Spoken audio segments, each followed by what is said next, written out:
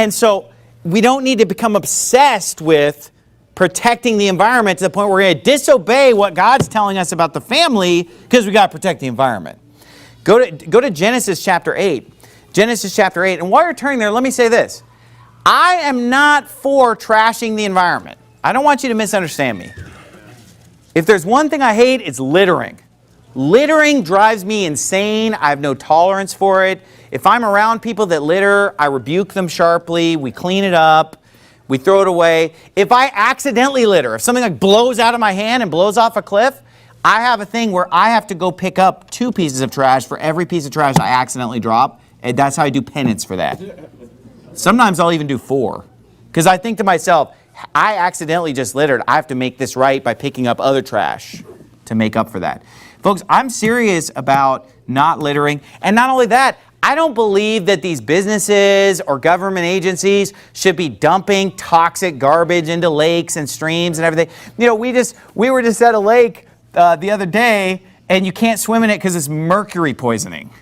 It's a big sign. Do not swim, poison with mercury and stuff. I'm not for contaminating air, water, soil. I'm for keeping it clean. Okay, but that's not what the environmental movement's about. The environmental movement is a scam. Yeah. Here's what's wrong with the environmental movement. Number one, it's like a religion where they're worshiping the earth. Right. Number 2 is that they want to put the government in charge of fixing it when the facts are that the government is the number 1 polluter. Yeah. The number 1 polluter is government. Okay, you look at you know who's polluting more than anybody is the U.S. military. But I will say this though, you know, if you actually look at the way that I live my life, I live a pretty green life. And the people at our church live a pretty green life, because how many people here typically buy organic food when you go to the store? Put up your hand if you do organic. Look at what we're doing for the environment, folks. Because that means we're not putting pesticides and junk into the food supply and the water supply, and we're encouraging farmers. We're basically voting for naturalistic farming when we buy the organic stuff. Because if I buy conventional, then that's what the demand is. That's what they're going to make. If I buy the organic stuff, then guess what?